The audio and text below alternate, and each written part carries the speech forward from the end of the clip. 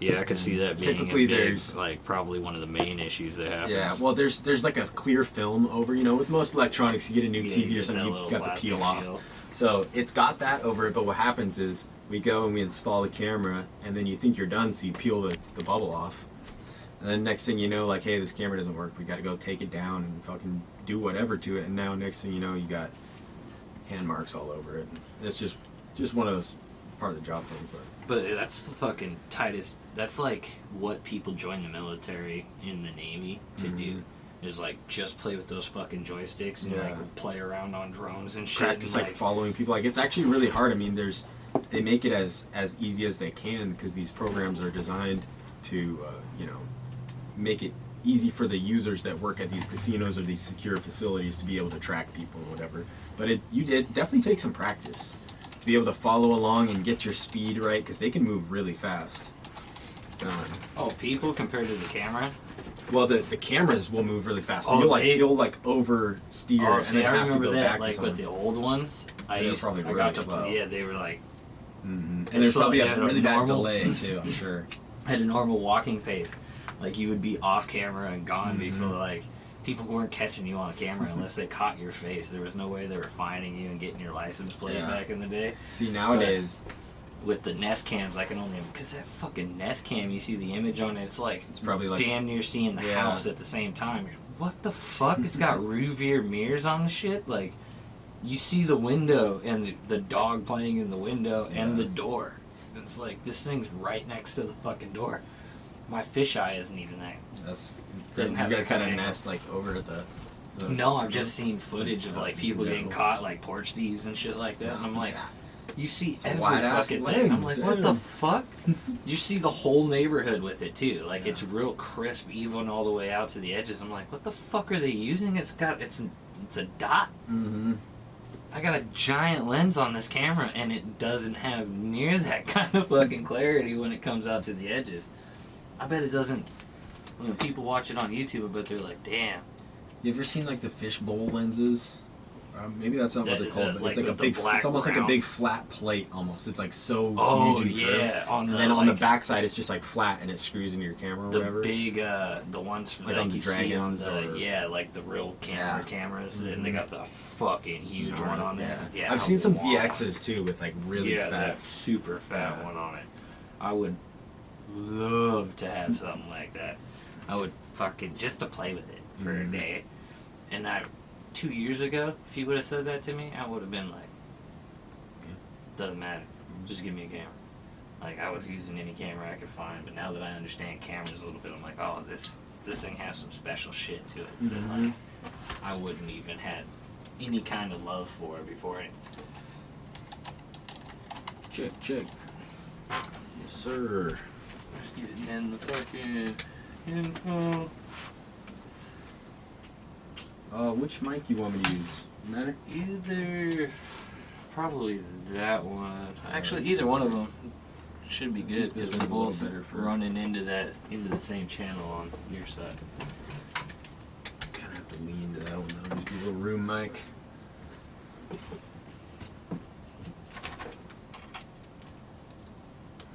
Yeah, we'll just add that in your room. Add you up on that. You seem to have been doing pretty good. I'll listen back to them. And I usually have this one over just so when we do these, I can check and make sure that it's like run playing and all that. Where do you post these at?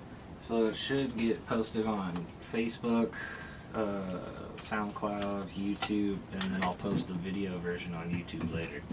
Nice. With the way the camera fucked up the last time, I only have like a really small section of like the 30-minute talk that we did, so there's no video on that one. That's what I'm making up for. People are going to get an extra before the live show video, audio of just us on here. And that's also going to be like the clip that I'll put up on OnlyFans. We got an OnlyFans? Yeah, they must drive me nuts on OnlyFans.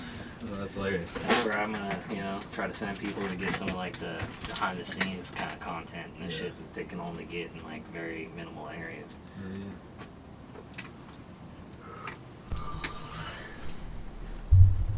And we are back to you. We are back with Drew. Hell yeah, we're back again doing the podcast thing. Yes, I hope you guys are tuning in. I'm gonna try to get this link and send it to a couple of the people. So how are you doing today, Drew? You want to tell the people how you're doing while I send some of these links out? Yeah, of course. I'm doing all right. It is really cold outside. It's fucking freezing outside. Yeah. I kind of realized it this morning. It was kind of the first morning that I had a solid like ice sheet on my windshield when I woke up. My porch was like I went to go take a piss because I got to walk into the house and damn near fucking ate the shit sliding off of my porch. I was right not expecting. Yeah, it was not. It was all ice on that wood, and I was not expecting it. I just like take a step, not looking down. Yeah, that same thing happened. I was walking through a parking lot today, and I walked across like a freshly painted crosswalk. I mean, not like freshly painted, like I fucked up the paint, but no, but like it's just clean. You know, yeah, it hasn't been traveled on much. It's new construction, and so it's got like that nice sheen to it, where it's got some gloss. And it even has these little like grippy things. They clearly didn't work though, because I stepped on that and I had one of those where I caught myself, so I didn't go down, but I almost got hurt just like stopping myself from falling. Yeah, just the catching yourself, like fucking pulling a muscle. Motion. Plus, I'm in work boots, and you know you can be like a total ninja. You can have like it doesn't matter when you're wearing work boots. It just messes it all up. Like wearing skate shoes, for example, I can like I could jump. I could do like a box jump like you never seen. But put the work boots on and I try to jump up something that's like a foot, and you got to do the whole like and like throw your whole self up, and it's just like, gee, where did all my agility go? As soon as you strap up those laces, like it's over. Yeah, so I see you skate, you do crazy shit, and you got the balance for it. You see me skate. Now imagine how I walk. It's a bad thing. Like I'm stumbling all over the fucking place. I do trip over my own feet sometimes. Yeah. It is a serious problem. I have way longer feet than my feet should be. Really? I think. Personally, that's so, like, just the balance is off. The weight distribution. The weight distribution. It like I'll go to take a step forward and I think I lifted my leg enough, and then I'll catch my toes and be like, oh, what the fuck? And just fall forward and then have to catch myself. And I have bad knees, so catching myself doesn't always work. Yeah. Yep. Yeah, dude, skateboarding will do that to you. I'm actually, what day is it? The second day, so I'll be 28 in 10 days. And let me tell you, man, I do not feel like I should be in as much pain as I am just by like going from sitting to standing. For a 28-year-old, like I gotta stand up, then I gotta chill for a second, and I gotta just let everything relax, because like I'll stand up, and if I stand up and I'm like in a hurry at work, because I try to like move pretty quickly and hustle when I'm at work. Yeah. And I'll stand up to like go and do something, and like I'll have like oh my god, my groin will be like super tight, and I gotta like it's like, what is going on? I do not. I don't remember like my cool uncles being in pain when they were, It's fact. When they were my age now, doing all their crazy stuff they were doing, like. And they did, from my understanding, my uncles did at least a third of the drugs I did. So, how is it that then most of them still to this day, like my uncle kind of does what you do. He works up at the at a casino, unnamed casino, and he does a lot of all the electrical for him. And he's fucking, I think 40, in his mid-40s now. And I don't really, like his back, because he slipped his back when he worked on the docks in Seattle years ago. He like tried to catch something that was way too heavy and it slipped a disc. He's had back problems since. But that's so scary that it can just happen at any time, and it's like, well, now this is happening for the rest of my life. Yeah, I think he was in his late 20s, probably. Yeah, man, a couple years ago. Like when I was in my late 20s, it would have been like 3 or 4 years ago. is when, and then I would have back problems now ever since. I mean, I have my own problems, but I would have those back problems, and I don't want those back problems because I've seen this dude just like have to stop everything for his back season up. Can't breathe. Yeah. It's not fun. Yeah, that'll happen too, and it'll, especially like having your back tensed up and stuff and being that stiff. I could definitely see how that would make it hard to breathe, like hard for your lungs to do their thing. Plus, I mean, that's like, I'm sure that for some people, like imagine that happening and then all of a sudden like you get hit with a panic attack because of that or something, you know? And now it just like compounds the situation.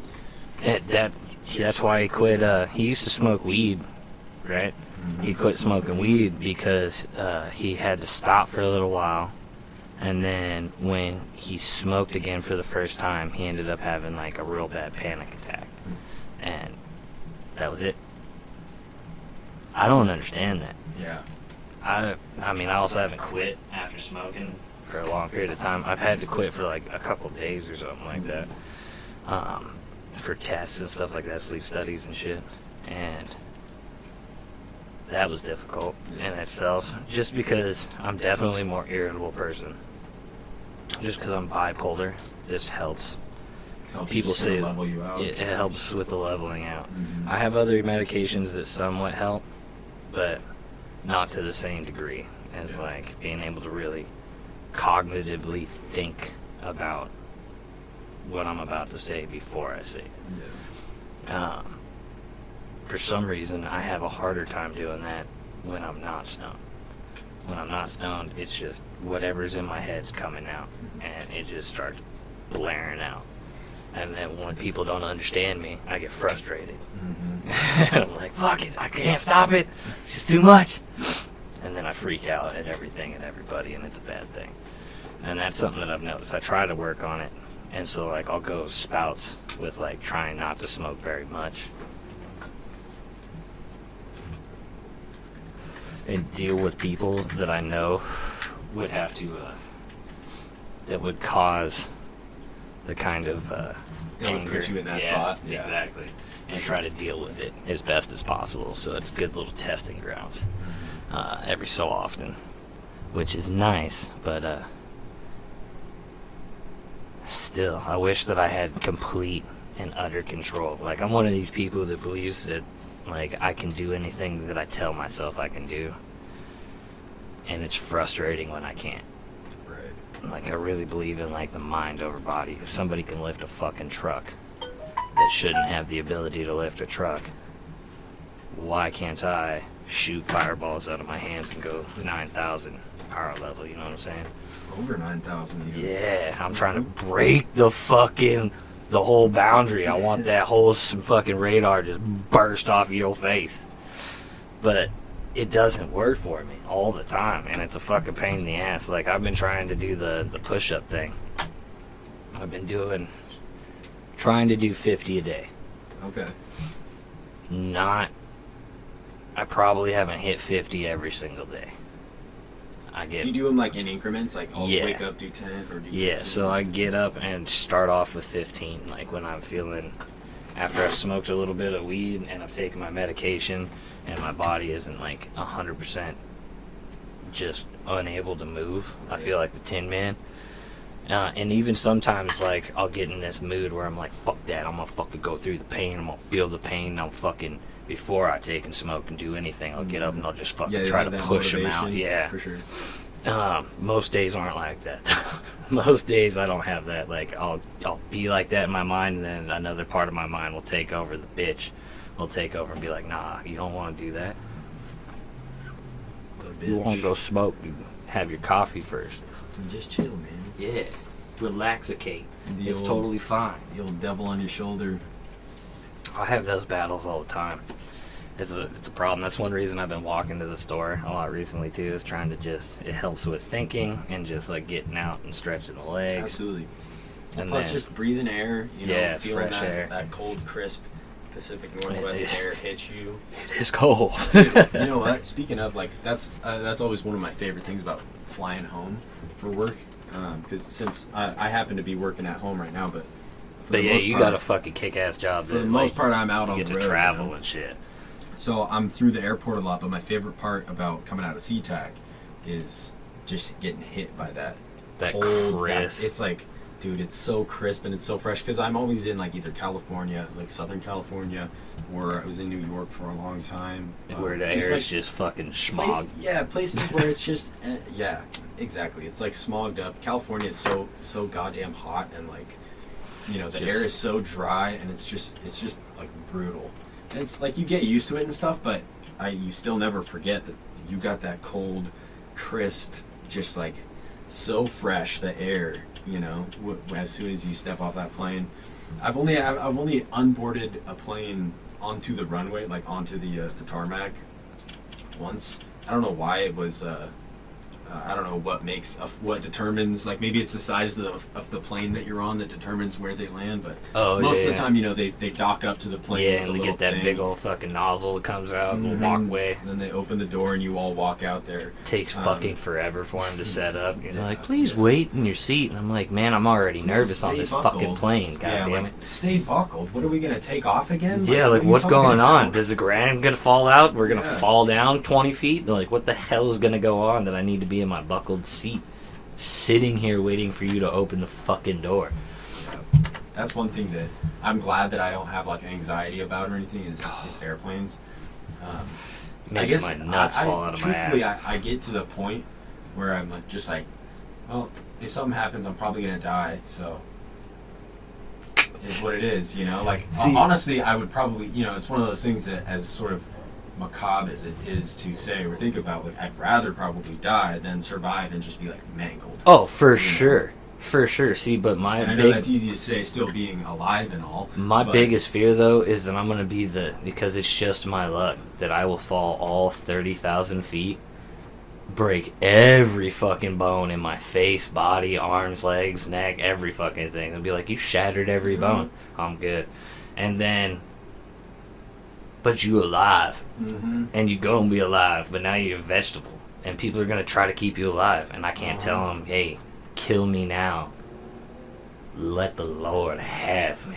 You know, I think technically you can, like, you can have papers drawn up or some sort of, maybe it's part of your will or something, but I'm pretty sure you can say, like, hey, DNR, like, do not resuscitate, or... I definitely need to get that and just take my fucking shit and give the good parts to the people that need them. Yeah. You know, that want to live. Like, that's cool. Not that I don't want to live. I just don't want to die a certain way. Yeah. Like, free falling scares the shit out of me.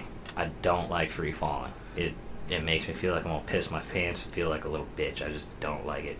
And so, I don't want to die that. I'd rather drown. People are like, drowning's the worst way. Well, I'll go on fire, too. I'm cool with that. A lot of people say, like, drowning is, like, serene at a certain point. I feel like, yeah, you're going to have DMT drip. Yeah. You get the DMT hit. And all of a sudden, you're just fucking, like, looking into fucking nothingness, and like you're already in a heaven, like, because you're in space, basically, a whole nother space. As soon as you get dark and deep enough, like, anything that you can still cerebrally take in is gonna just look like fucking magic. Yeah. So, well, I've actually watched a lot of. There's this YouTuber. I think I shouted him out last time I was here or whatever, but Mr. Ballin. Yeah. I don't know if you check that guy out, but he does a lot of his videos are like the worst ways to die. Not the worst ways to die, but like he has series like Mr. Ball, he owns that skate shop shit, right? And he has the YouTube. He owns a skate shop too, and he does like the worst ways to die and like scary stories and shit like that. Does he own a skate shop? I think so, yeah. I've seen a couple of his. He sounds like an ex-Marine guy. Yeah. He's really? an ex-Marine, and he owns a skate shop in his town. That's nice. Yeah, that's what I was like, what the fuck? I just so happened to stumble across a video he was talking about his skate shop that he owns. And, like, that's, like, on the hat that he wears all the time, but it's usually backwards in most of his videos. So, yeah, I'm subscribed to that dude. He's fucking tight. Shout out to Mr. Ballin. You dope. Yeah, I think I watched all the videos, and now I just auto-play them all again. Dude, nice. Well, the cool thing is I got YouTube Premium, or not YouTube. YouTube Red. Yeah, it's premium now. Red. No, it's premium now. Well, you're right. Back in my day, it was red when we Red first started it. Yeah. It was the Red series. So I love Mr. Ballin's channel because a lot of the videos you don't really have to watch. Like, because he's essentially just sitting there talking, and he'll have photos going in the background. Yeah, if you do want visual aid, but you can literally just listen to him like a podcast. Yeah, so I just playlist his video, and with the YouTube Premium, I can lock my phone, like shut the phone. Yeah. You know? So you just put it in, unlock it, and it's just like, yeah, like podcast. That's the whole reason I got Premium, was when I was working at Fuji. And we'd listen to podcasts pretty much the entire time. It was 10-hour shifts. Yeah. So a couple Joe Rogan episodes, or a Joe Rogan and a Fighter and the Kid, and Joe Rogan and Your Mom's House, but I had to turn the volume down on that because Your Mom's House definitely gnarly. Yeah, it should get gnarly. They've been just getting more and more gnarly. Shout outs to you. Dude, Josh Potter. I sent him an idea yesterday on Instagram. Oh, yeah? I was going to send him the link to this, but I didn't want to be a dick just because he was nice enough to fucking respond. Yeah.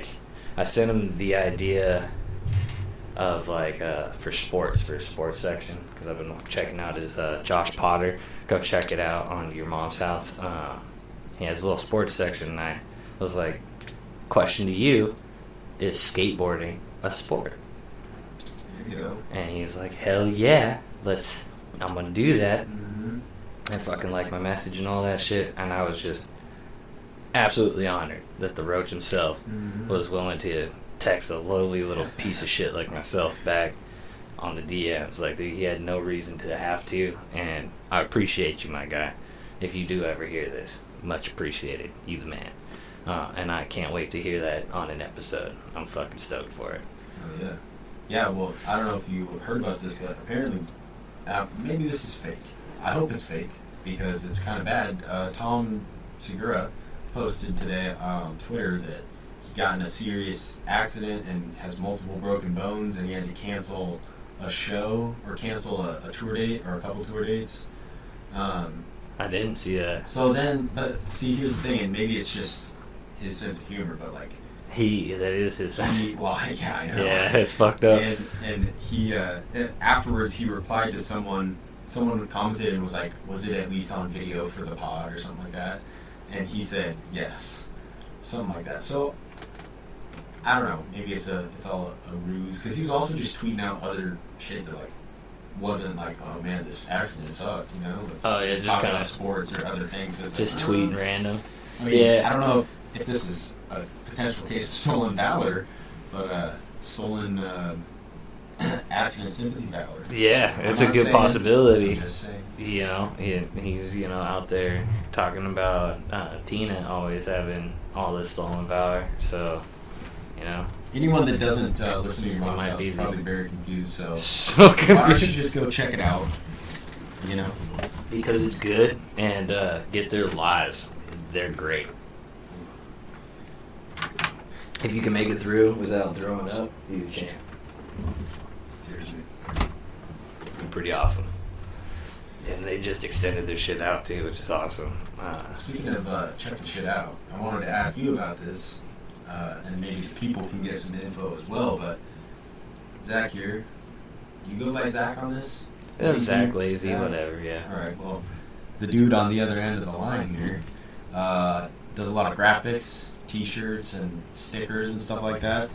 And I'm wondering, like, how did you get into that? Was it, like, I guess I want to hear the sticker story, because you make badass stuff. Like, every time I see this hoodie, because it's like, if you can't see, it's a custom hoodie with just logos put on it in various spots that you wouldn't expect, but, like, they pop, So it's cool, because it's not just that, hoodie with a straight logo in the middle, or like this, the chest logo right here. Like, I actually like this hoodie because it's got like these cards on the side. Yeah, I think it looks kind of sick. That's tight. So, and that's what I'm saying. Like, that is like, it's a look. I think it's cool. So yeah, check this shit out. I want to hear about how this came to be though. So, really, just kind of trying to be the one-man band. Like, I hate asking for shit, and I don't ever really have money to go out and like fucking pay professionals, right, to really do the shit. So I ended up just finding shit to try to make money. Like, I start the skateboard company because that's a passion. Like, I just love skating. I want to see skaters. I feel bad that I got like younger kids now that are blowing me up on Instagram. They're wanting decks. We're still small. We had to switch companies that we were getting decks from, so that was a whole process. They're at half capacity for work right now, or 25% something, because of they're in California and the California lockdowns again because they're fucking governor. So that makes it for an issue, but they do get them to me quicker. So as soon as I have everything set up, I plan on doing a vote on some like team graphics and stuff here soon, and then I just need to get the pro graphic from John that he has. And shout out to John. Yeah, by the way. Fucking killing it. So we can start getting some stuff going with his. And during the winter, most people just aren't buying boards, right? Yeah. So I really tried to push towards like keeping things like board prices low. I was like, the way to do that is to sell apparel. If people buy shirts and stuff, it kind of offsets the price of the board, so I don't have to raise board prices to a crazy amount to where you're spending $60 for a board, to where there's enough profit to be able to pay, the pros and all that kind of stuff. So the idea is support the company through apparel.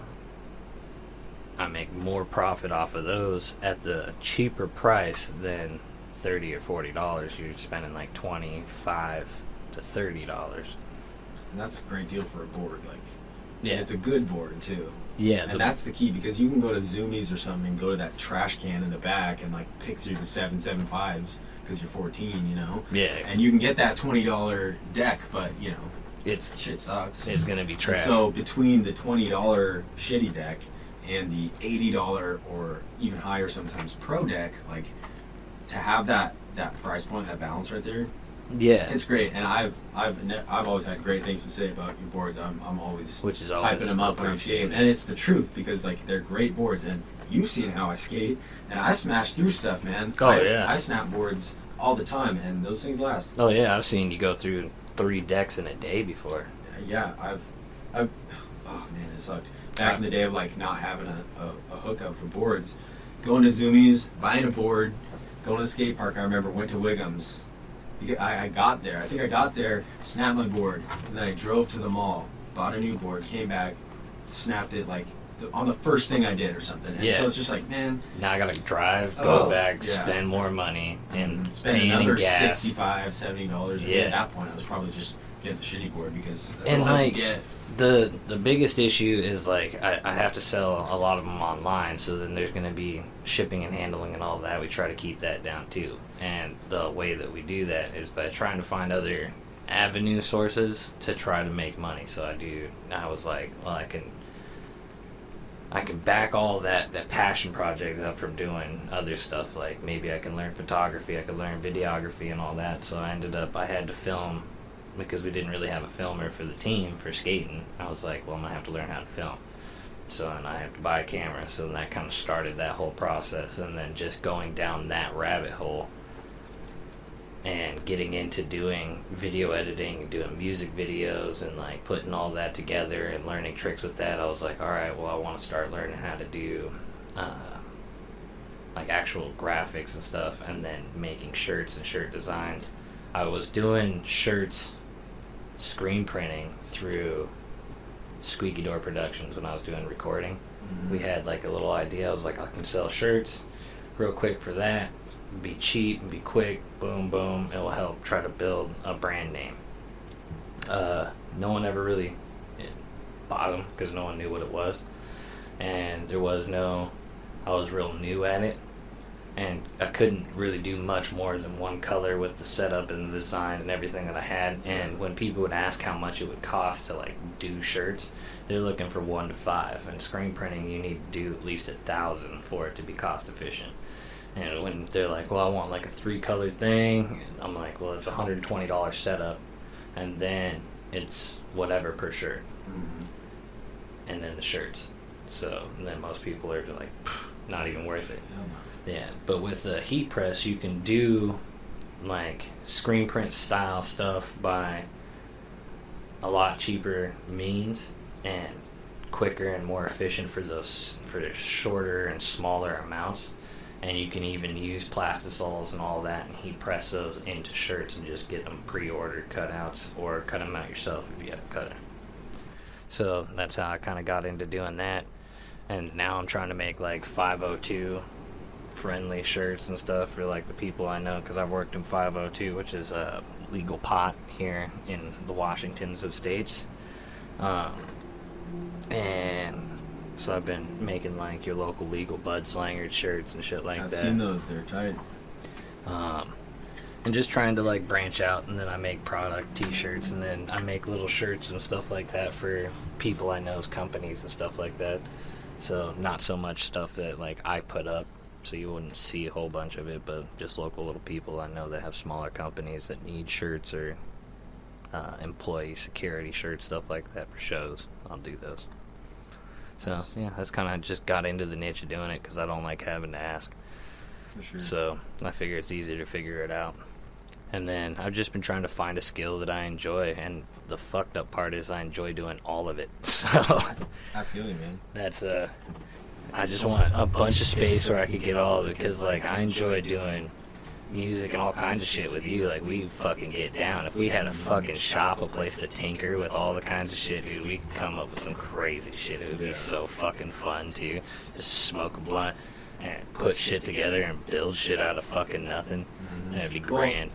And that's why I like weed so much, is because for me, that's exactly what it engages and what it like sends into overdrive in my brain. Like as soon as I smoke, I want to like, you know, I want to work on something. I want to work on a project. I want to either work on some music, or I want to, you know, try to build something. And it's like I get into that creative mode and that like flow, yeah, that juices. Mechanical, yeah, it just being really engaged in that stuff. And I love that stuff without weed, of course, but in those moments where you can like smoke and then go and like meaningfully, like I'm gonna go and I'm gonna work on this thing, smoke first, and it's just like you can focus in on it. Yeah, and it really helps you, or at least it helps me personally with just like that tunnel vision focus. Yeah. Of like, all right, I'm doing this, here we go, and I just get really enveloped in it to the point where I can accomplish a lot, or I can, you know. That's it. Yeah, that's the best way to describe it. That's exactly what I was saying with like when my thoughts are all crazy. Like that's what weed does. Is like snaps everything down into where I can put like blinders on and have a focal vision as straight on what the goal is. Otherwise, I'm fucking out here in a million different places, and then I'm bouncing from each thing, and then I don't ever get anything complete because I never really get to the finish line on any task. It's off to the next, off to the next, off to the next, off to the next. And that shit fuck my head up. So smoking weed just like snaps it down. I'm like, all right, this is the fucking goal. This is what I need to get done. Blam, I'm in it.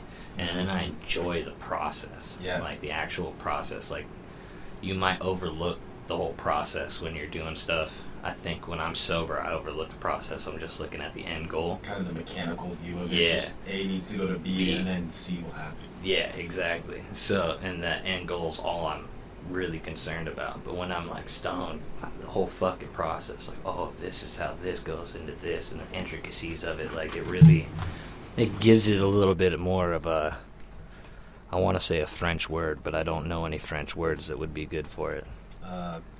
Je ne sais quoi. Je ne sais quoi. Yeah. Very much so. That's fuck, man. Weed is so good for so many things. It can definitely be bad for things, though.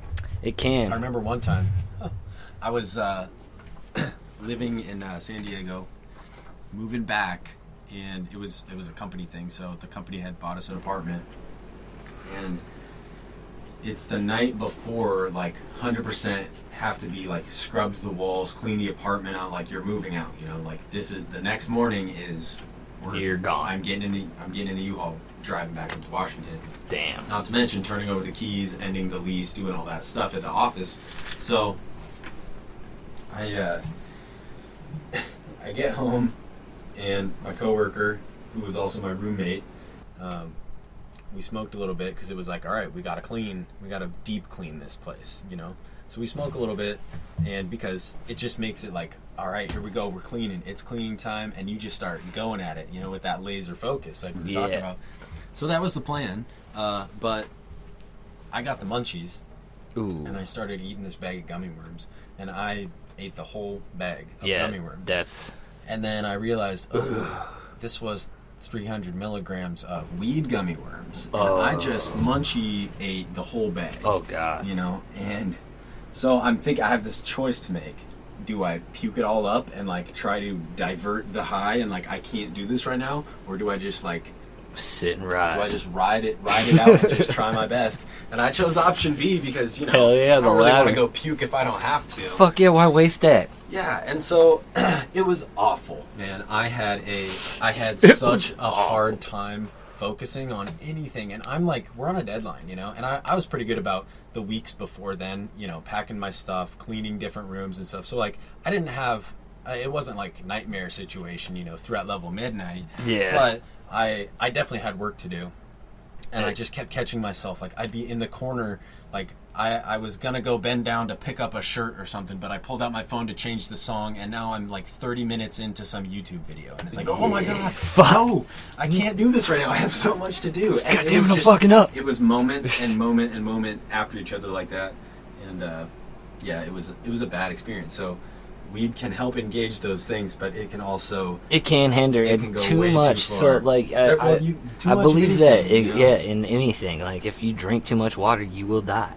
Like, and water is life. So in anything, you got to have a good balance to it. And that's like in my older age, I feel like I have a little bit more of a balance to how high I get. Oh yeah, 100%. And when I was a kid, when I was younger, I didn't give a fuck. As high as you can, all the time. All the time, and didn't matter what it was. Like, you just give me shit, I'll take it. Do it. It's all right. I'm fine, unless it's meth. Then I'll sell it and do the shit that I want to do, which is pretty much everything else. So that was just the way that it fucking we used to go here, man. Yeah. I know back in the day you guys used to probably go fucking ham too. I think you're how old now? I'm gonna be 28 in 10 days. Yeah, so you're just like the skate park kids that were right in like my cousin's group that were skating and doing shit. I always hung out with guys that were like 3 or 4 years older than me. Well, what's funny? I didn't even start skating really until I was like 19, almost 20. Damn. Because I was, I had just gotten out of a relationship, and she moved out. John moved in. That was our first apartment that I was telling you about off the mics earlier, where the dishes made their way to the bathroom everywhere, and it's like, okay, this is too much, too many dishes. We need to do the dishes now. It's everywhere. But that's just two dudes living in their first apartment together. Fucking at the young age of 18/19, not having a care in the world, nor knowing a thing about her. Oh, dude. Looks like we lost a battery pack. Uh-oh. That's fine. The eye in the sky is down. Speaking of the eye in the sky, I was telling him earlier about how surveillance rooms, like where they watch all the footage in casinos and secure buildings and stuff like that, it's almost exactly like you see in the movies, where there's a huge wall full of screens, and there's more screens, and they're all divided into smaller screens, and there's joysticks and cameras moving around, and it's pretty sweet. But in the movies, they always talk about the eye in the sky, and it's like such a cliche. No one ever calls it that. So, just for the record. Just for the record, no one ever calls it the eye in the sky. Yeah, so just don't do it. See, even the security guards are pretty notoriously like corny, at least at casinos, and that's typically where our company works, is like in casinos. But we do other just random jobs as well. I did the Grand Canyon Sky Bridge, or the Skywalk. Oh, damn! Which is like this big. You should pull it up. It's pretty intense. It's Grand Canyon West Sky Bridge, I believe is what it's called. We did the cameras on that building. And when you're looking down, man, it's just gnarly. I want to say it's like something close to a half mile down, and you're looking through this glass bridge below your feet. Oh, what the fuck? Yeah. Yeah, so that building, in some of those pictures, you can probably see cameras, and those are the ones that we did. This is called Eagle Point, because if you look here in the rocks, there's like an eagle. I bet if you type Eagle Point onto that search, you'll be able to see it better. But basically, the rocks make this big natural eagle shape, or bird shape, I guess, and it's really cool. What the? It's one of those things that, like, you look at it. I have a feeling this is probably one of your cameras. No, that's not. That's like someone. Shot? So you can go around the building. There's like a ledge. They're on a ledge. I was like, where's they're just fucking. Oh, okay, I see. Yeah, see, they're down below there. Okay. Yeah. I was like, how the fuck they're just floating there? Did you have to do this? No, but that's pretty cool. I would definitely do that. I would. For the record, hang from those things. Fuck no. Hell to the no. You're 1,000 feet off of the fucking ground there. I don't know how deep the Grand Canyon is, but I'm gonna just give it 1,000 feet because that's what it looks like. I seem to remember something about like a half mile down, which would be like close to 3,000 feet or 2,500. Jesus Christ! And, I don't want to know how. It must have been a drone. I don't want to know how they got that shot. Drone or helicopter. They do helicopter tours through the canyon. What the fuck? So you take off up on cliff and then they fly you down through the canyon and stuff. Typically, from what I heard, a lot of times they would give us just free rides. Like, hey, you wanna take a helicopter ride? When we were working there, and when I was there, no such luck. But dude, this makes me nauseous just looking at it. It's pretty insane. And you know what's crazy is this whole border here, from here to as far as you can see this way, no fence, and people fall off every year. But there's no fence because it's like, it's tribal land, and they're so like, you didn't die because there wasn't a fence. You died because you went idiot. over the edge. Yeah, because you're dumb. Because you fucked up. Exactly. There's a fucking giant crater. Mm-hmm. Do not go to the edge. And especially because the view from that spot, that Eagle Point. It says Skywalk Eagle Point. Okay, yeah, I wonder if you can find the actual picture of the eagle, because it's really cool, and it's one of those things where when you look at it, you see it's like, oh man, I can definitely see why people at those times when these places were being occupied by like Native Americans and early peoples, how you can like look at this and think that's a god, that's something that was made by like some mighty power. Oh shit! Because I see what you're saying. Yeah, that motherfucker really looked like an eagle. Right? So it looks like it's an eagle like when you're standing up there, out two and mountains. I remember I was standing up there, and I didn't know that it was called Eagle Point, and I was like, dude, that looks exactly like an eagle. And then I had it pointed out to me that this is called Eagle Point, and because of that, and then they're like, that's a totally natural formation. It's not sculpted or anything like that. So it was like. You know what I mean, though? Like, imagine seeing that, thousands of years ago, and like, how do you not think that that's a giant eagle? And it must be either there to harm you or there to protect you. But it's like, it's this massive thing, and when you associate it with something and like you don't really know any better, that random rock formations and collapses and everything over the millennia can form anything like that. Two crazy mountain ranges, and there's basically probably colliding in right some there. canyons that haven't even been discovered. There's probably another one that looks pretty close. You know what I'm saying? So like, to not know that that's more of an anomaly than a spiritual force or a colossal creature or something, like when you think of the sun and the moon as your god. Exactly, like because it's, and I think that a lot of that is that people we need to understand everything. I think humanity as a whole, humans have a very difficult time accepting not knowing the answer. Yeah. And so that's why we put labels on the giant ball of heat in the sky, that when it goes away, it's cold and I need to find some shelter. And when it comes out, I like it because it feels good and I'm comfortable, Yeah. And like, how do you not... And the animals that are trying to eat me at night that I can't see are gone. Yeah. Exactly. Now there's these ones I can see. It's like, how do you not think that it's some magnificent being? And I mean, to some degree, it kind of is. Well, and if you think about, like, what kind of shit people, like, tribes are taking for, like, on at least monthly to weekly rituals, right? For all these young men that are becoming men, and they have to do these rituals, and so they do these dances, and they drink ayahuasca, and they lick fucking licking toad. They pick mushrooms out in the fields out here. And then you see this giant fucking eagle frying on shit. Oh my god. Imagine frying and just being on that ledge. And I mean, never mind the fact that it'd be hard to look down, but like, yeah, just staring at that thing. Oh my god, it would be alive. It would come to life. Oh yeah. Like, it would be a and giant it'd be, like, spirit shining eagle. Light at you. Yeah. It'd be so sweet. It so, would like, be a of course fucking spirit eagle. You're gonna protect that, and that's gonna be your resident deity. You know what I mean? That's fucking insane. I didn't know that was even there. It's really cool. Grand Canyon No wonder West, they got a giant Skywalk. sky If you ever bridge get on a it. chance, go check it out. That's fucking crazy.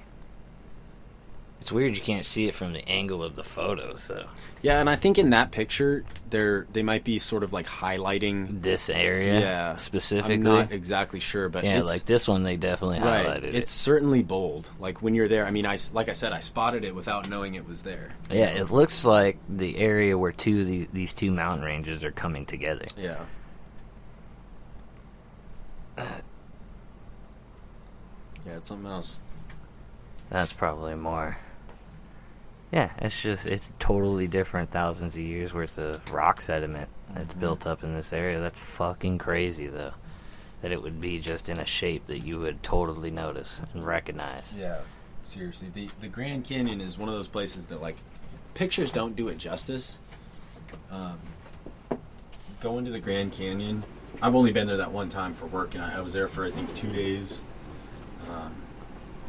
There's, like, a little, like, fake western town there, and there's just like some little shops and a couple places where you can put a quarter in and shoot the little things with the water gun, whatever. Yeah. Just kind of mostly for kids, but that is my hometown when we're staying up there for work.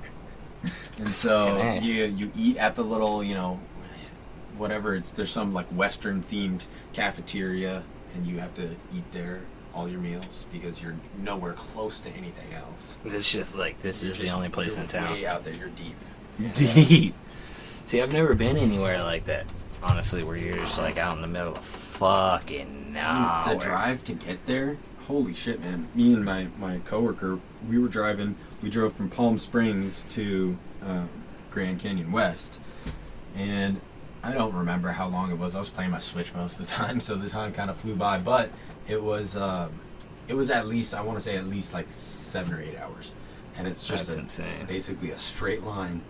And I have never seen so much nothingness in my life. Just you look out and it's just nothing for as far as you can see. And it's so funny that, like, I remember, because we were talking about this at the time, but I think at the time Trump had said something in some press conference, or maybe he tweeted some dumb shit, but he had said that, like, America is full, something about how America is too full, we don't have space for more immigrants or whatever.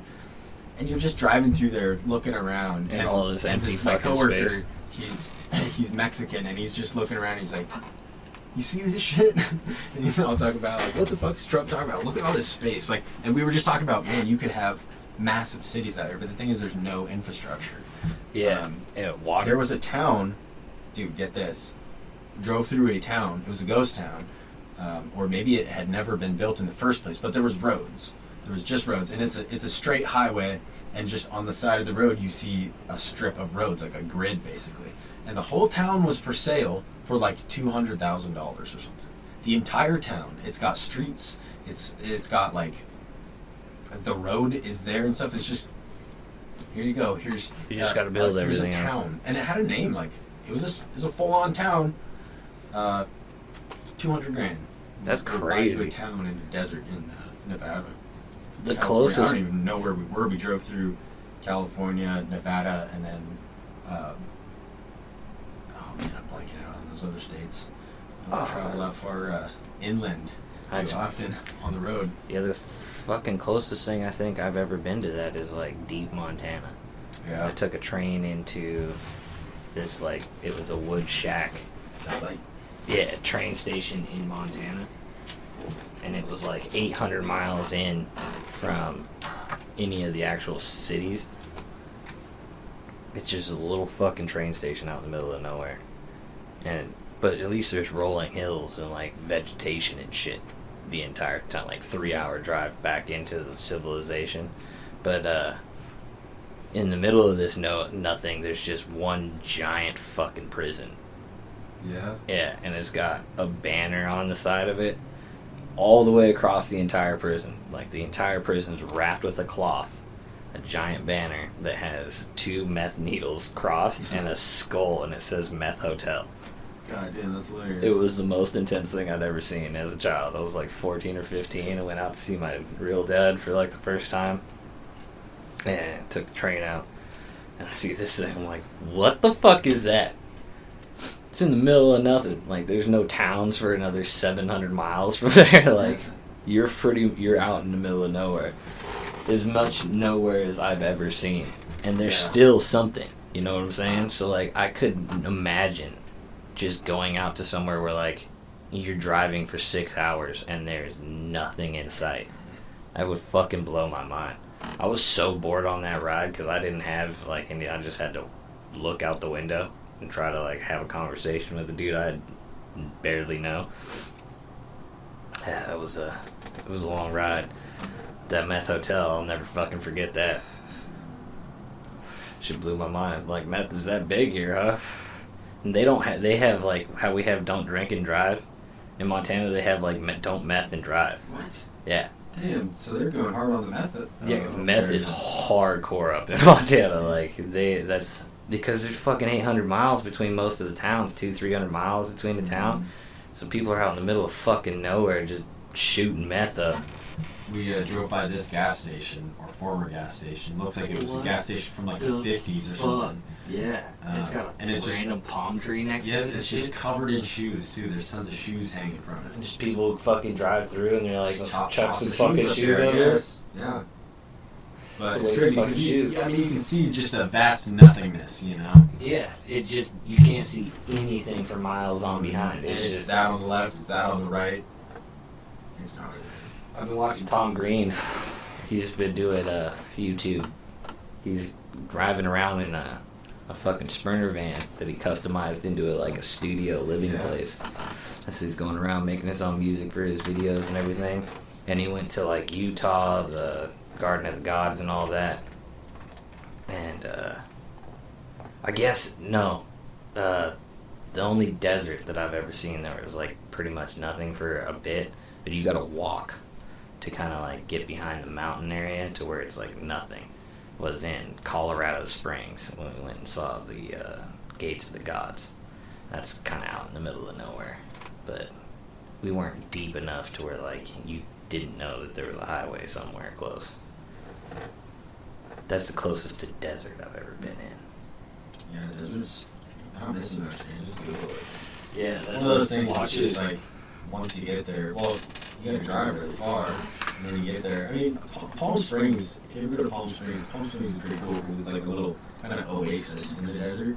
So you fly in, and it's like desert all around, and then you're in this town with like palm trees and nice little main street, and all the shops and all the sidewalks. Like it all has like misters going on all the time. That's it's pretty so sick. damn hot there. That's fucking pretty sick. Valley. But it's cool because you can go right outside and you're in the desert, and it's like you got dunes. You can go ride ATVs and stuff in the dunes, and that's one of those places that you can get a little of both going there. But that's pretty sick. The only dunes I've ever ridden are the ones up in like they're up that way. Oregon coast, or are you talking about like? It's not just. It's just before Oregon. It's still technically, I guess, like Washington. Seaside? That is Oregon. I think I know what you're talking about. It's like a beach I always get. Yeah, well, it's like a little town up by Eastern Washington, and like it has like desert-ish. Yeah, I can't think of the name of it. Like Yakima or Wenatchee or something. It's a little bit more east than Yakima. Or I guess more north. It's fuck. I can't think of the name of it. If I did hear it.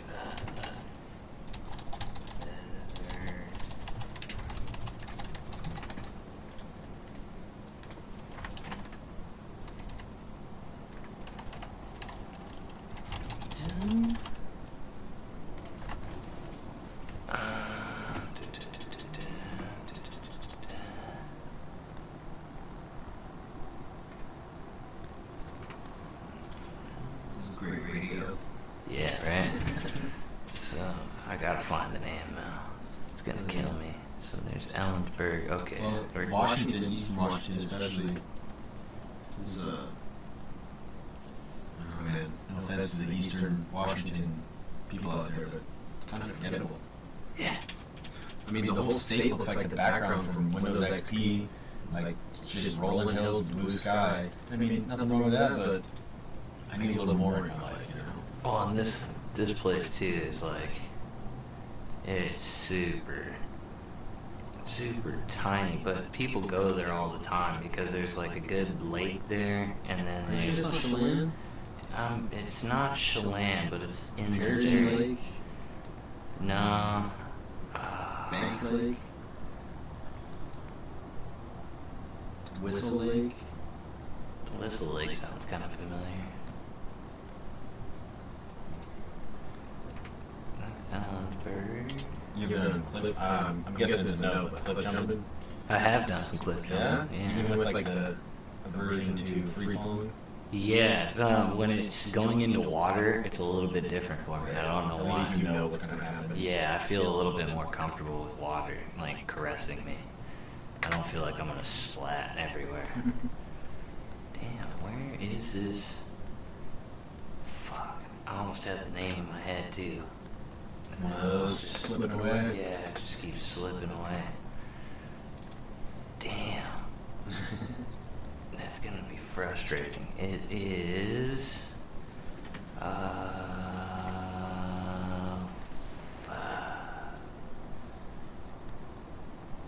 Where is there desert in?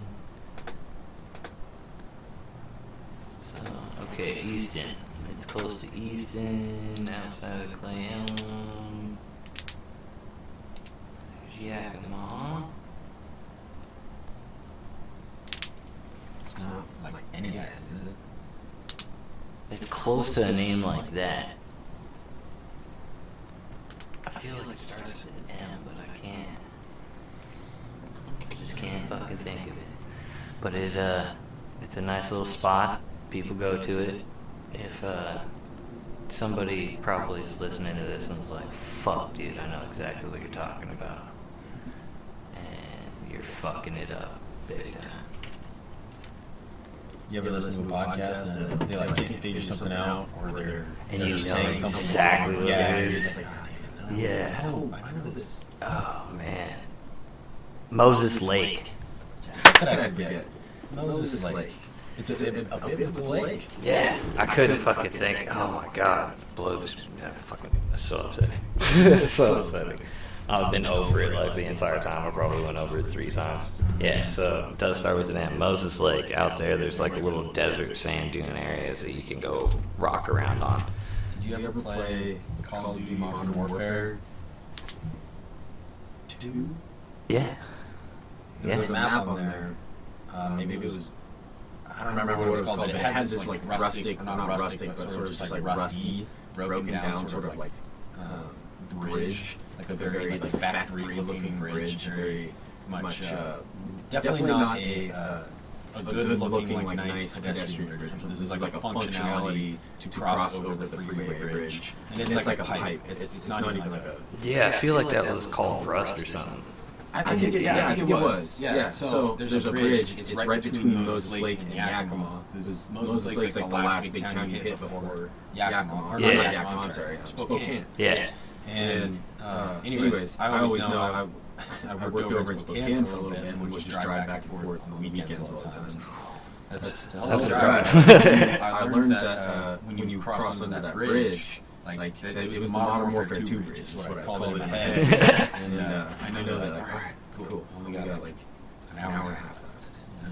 A little marker. But I was wondering if you can recall that bridge. I mean, because in East Washington, especially, it's not like there's much. No, I mean, when I went, I was, I think I was 12 or 13. I went out there for a karate tournament, was why we were out there.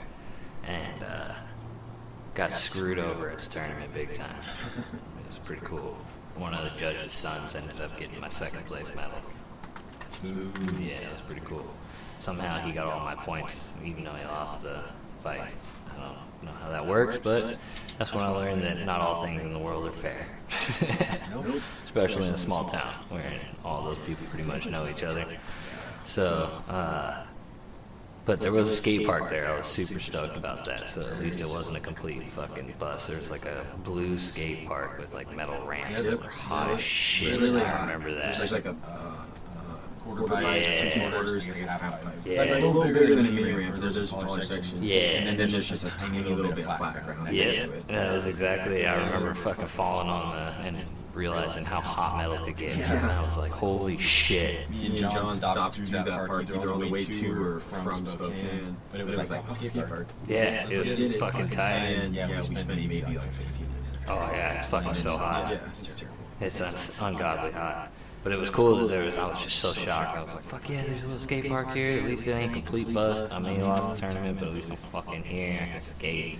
And that was at the time when I was a little kid, and fucking skating was life. Like, it was everything I ever wanted to do all the time. So, that was fucking cool. I enjoyed that. Fuck, that was gonna bug me. I'm so happy that we got it. Shout out to Moses Lake. Thank you, dude. Yeah, we do. That's cool though. If you want a shout out, let us know. $50. We got you. We'll do shout outs 3 times a video and 3 times a podcast for you. Yeah, our first sponsor. Yeah. Anybody looking to get sponsorship stuff, you can sponsor us. Real nice, real cheap. We do good for you. Promise. 100% satisfaction or We can even make crazy clips that will play for you, like some gnarly stuff with music and all that in the background, like bam, explosions and all kinds of craziness. We can do all that for you. do like the make like a theatrical trailer. Yeah. Yeah. Big explosion like my style. Yeah. Triple the action. 3 times the excitement. So, there's one goal. With one man. The only problem is he's blind. Blind man.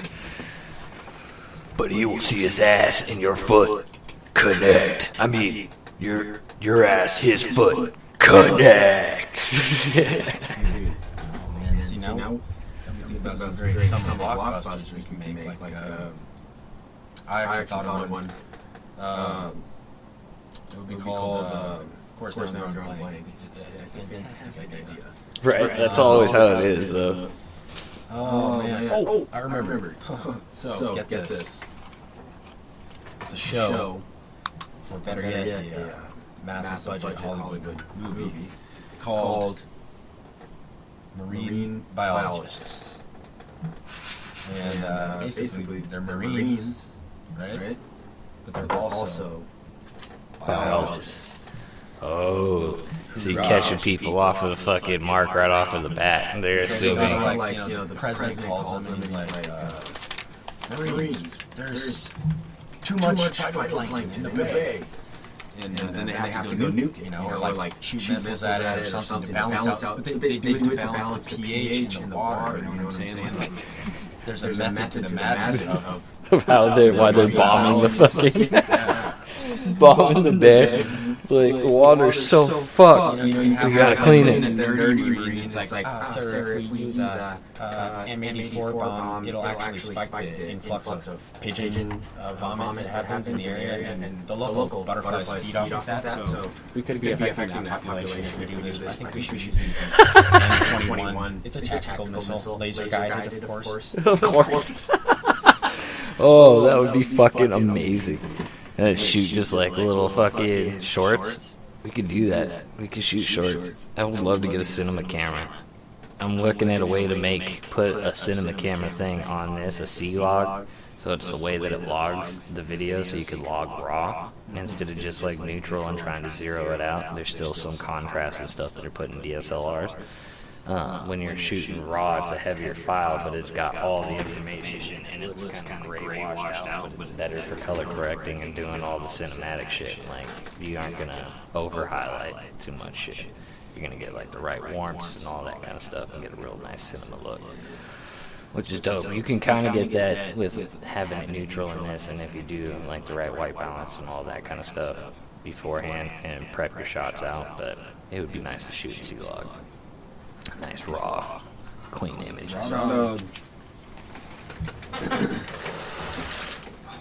So you already got a bullhorn right here. You can yell at action. Right? I did. Got that for when we were doing the skate. Cute. Hopefully COVID will bounce the fuck out and we can start doing those again. And not get arrested for it. That would be awesome. Like 2021 starts in what, like 28 days? Something like that, yeah, right? Should all be good then. Should be, yeah. After they figure out the election thing. Well, apparently it's over. Oh, As of earlier today, like the last count was done or certified or something. So yeah, then Trump came out with a thing saying that they're doing a, what do you call it? They're pushing for another recount. Yeah, I know. And they got like, I think 15 days of this month, something like that, within that time, and then they have to, like, he's already being forced to have to do the transition portion. So, as soon as they figure that out, COVID will disappear, guaranteed. It won't be a problem anymore. And I find it funny that all the cures come out and like, yeah, well, or at least not. I would say I don't know. shit at least maybe more focused. The thing I find funny is people think that the president really has any kind of power. Well, It's all has to be, they have veto at least power. have the power of like being like the vessel and voice of people. and I think it goes goes a long way. I mean, traditionally. Yeah, technically it's supposed to be the Speaker of the House. That's kind of their role. The Speaker of the House is to be like the governance side, speaking of the people, is like for the House and the Senate and Congress.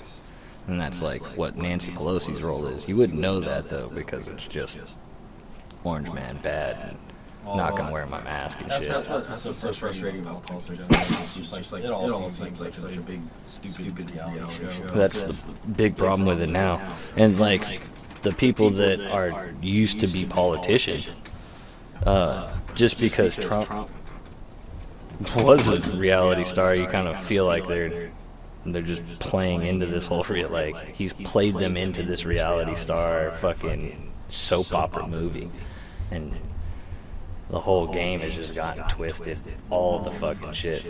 But the good thing about all this is that it will shine a lot of light on all the election problems that we do have. Like, it opens a book, and I think that should always happen. Every fucking year, it should happen. Another king or queen. Let's get a queen, dude. Fuck all that. I think that we should be checking our elections. Like, for too many years, people have been complacent in, like, how things work. You know what I'm saying? Like, it gets to be so easy that you're complacent.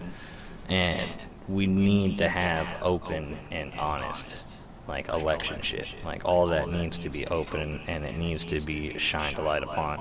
And I guarantee it's been happening for many years. Well, yeah, it's kind of just the So nature of the beast thing. Yeah, but that, There's going to be something. I mean, think of how many things are uncovered in every election cycle. That's like, hey, this group over here was forging something, van full of ballots stolen from whatever. Like, there's always shit. yeah, but why is it always going on? Because no one ever ends up going to jail. Of having such a vast amount of people, Money and politics. trying to move a physical object across the country.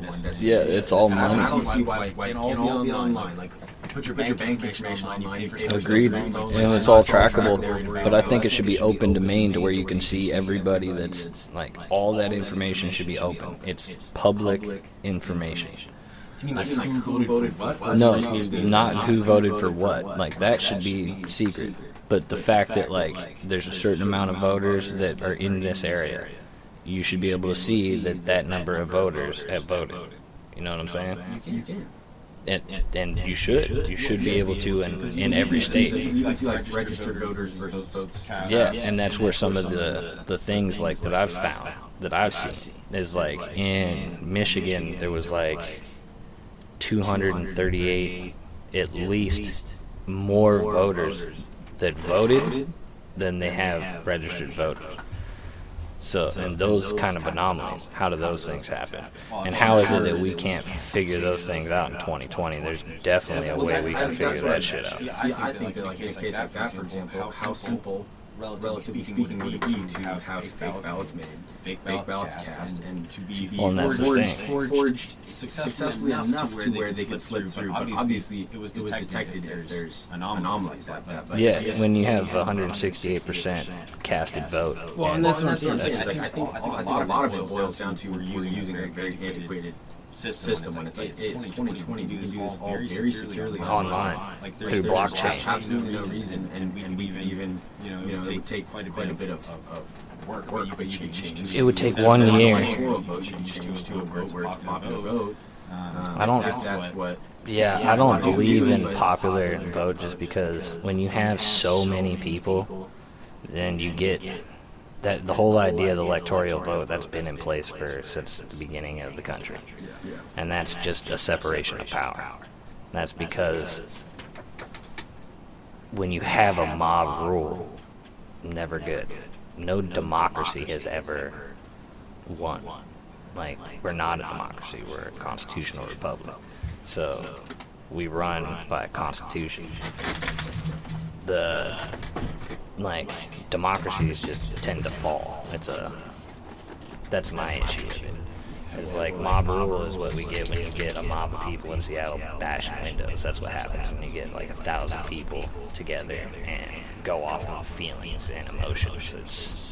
It's not usually the best run. Yeah. Well, and I mean, obviously that's not a very good situation, but I think that in certain cases, like in recent riots, especially, like I think at a certain point you get people that feel like, well, what else am I ever supposed to do? Because I'm yelling, screaming, and crying. It's people that want change for whatever reason. I'm not just talking about like Black Lives Matter. Any of that stuff. I'm talking about in general when uprisings of people. I think a lot of times it's that people. It's a natural reaction, I think, to feeling like we're not being heard, and nothing will change if you don't physically make your presence known. And like, yeah, because I would agree, but most of the people that I know those people, like the guys that are smashing in windows and shit. Well, I know what you're saying. They're just looking to come up.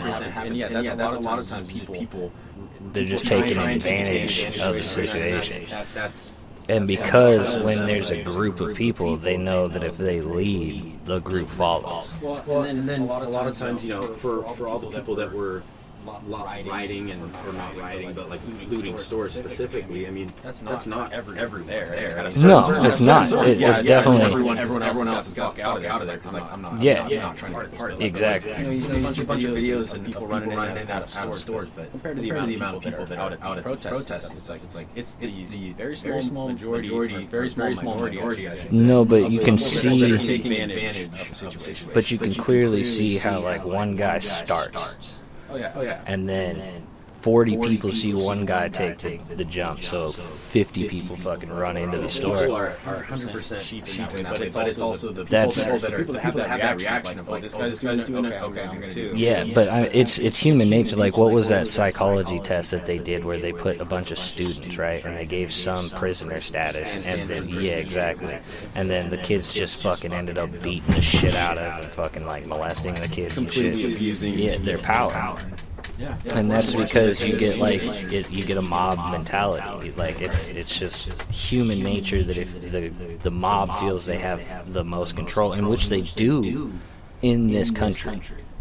That's the whole idea, is that you have the ability to revolt. And that's why you have a Second Amendment right, and that's why you you have these different channels of ways to get what you want done in a legal manner without having to revolt. And that's why we have those separations of power. How many times do you have to see the same thing? Well, most people... Before it's like... Yeah, but most of these people that are out there talking, what are they doing? They aren't going and filing any kind of fucking paperwork. They're not going to the courts. They're not doing any of the actual steps. They're crying for someone else to do it. Well, I think you gotta step up and do it. The paperwork side of things happening. I mean, maybe the majority of people don't take that extra initiative, but like, I think in the case of when there's like wrongdoing, Is it on the people? Is it on the victims to have to follow the arbitrary government, the cogs to get their justice, or at what point is it like enough is enough?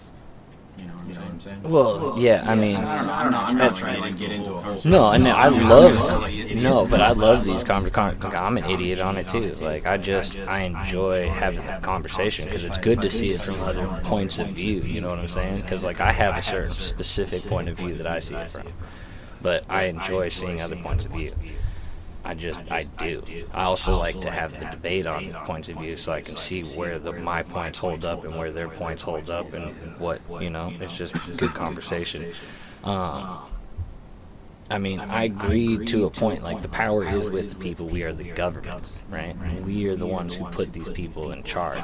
Yeah, but we're the ones that are supposed to have a representative. We, the people, vote in our representatives. That's where, like, the democracy part comes in. The people vote those people in. Those people are the ones that vote in the... And I think that there's a vast disconnect between the majority of people and those representatives. And I think a massive part of that problem is the fact that voting is an antiquated thing that most people, especially younger people, that really strive for change and want to see things happen. But a lot of times it's just another thing to do that, like, I'm not gonna, or you put it off like your taxes.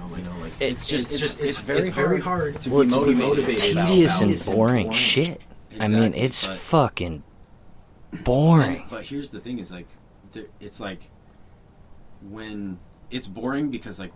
It's like, I don't fucking care about this stuff, really. But it's like, well, my life is good enough to where I don't really have to care about this stuff. Exactly. So, like, I feel for people that are in a situation where, like, and good for them if they are taking those steps of, like, voting and being down to earth with, like, what's going on in their communities and stuff. Like, it's a great thing, but I certainly, I guess, have the privilege of not necessarily having to be in that situation and worry about stuff. So, like, that being said, I think that we need a better way to express the desires of the people to those to the right channels. Like I agree. I think what we need to do. A mail-in ballot twice a year, or once every 2 years, or once every 4 years. Like, I just don't. It just doesn't seem like it. No, and especially with the technology that we have today. Like, right. You should be able to get a hold of your congressperson every day, if you want. Like, there should be a way for you to do that. The only thing that they're doing most of the time is trying to gain money to get reelected. Like, they spend most of their time doing that. Mm-hmm. Exactly. That needs to get taken the fuck out. There was no money in the first election. There was no money. So, politicians weren't paying corporations. There were no corporations paying politicians to fucking be in their back pocket. Mm-hmm. That shit we need to get the fuck out of all of politics. There should be no super PACs. There should be no fucking corporate money backing. It shouldn't cost you $10 million to fucking run a campaign. Mm-hmm. Oh, probably more than that. Yeah, why? Mm-hmm. Why? Like, I understand a certain amount for logistic reasons, Yeah, but you should be able to get and a lot of times sponsorships and donations from like the local news and shit. Right. Should be able to sponsor the presidential, and that's all presidential candidates. Mm-hmm. They get the same amount of time from the news stations, from the states, and that's something that the people allow. That's it. You shouldn't be able to get a fucking private organization's backing, because now you are indebted to those organizations, and that's how we are where we are. Is like, fucking all of these politicians are indebted to some corporation. Right.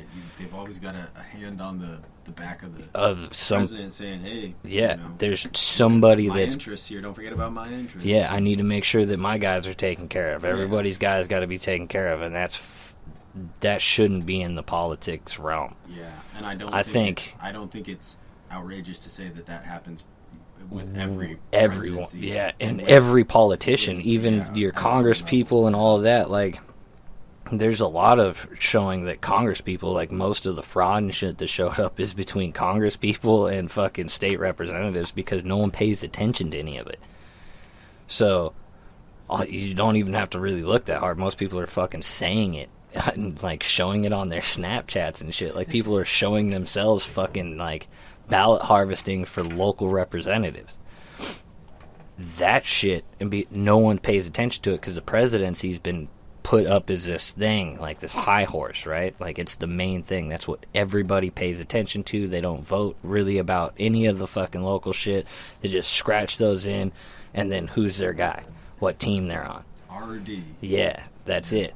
And no one fucking cares about any of the shit, but that's where all your local laws, when the shutdowns and shit come down, it ain't the president that does it, it's the fucking governors and the your mayors and everybody that runs your state. Mm-hmm. They're the ones that make that happen.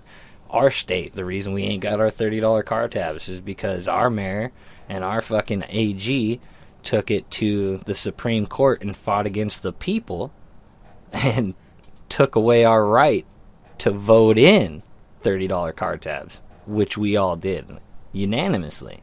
And then the Supreme Court said, well, it will fuck up the state budget too much because we've been fucking you for so long, we need that money so we can build bullshit shit because we've overspent. Nobody really pays attention to that shit here, and they still voted him in.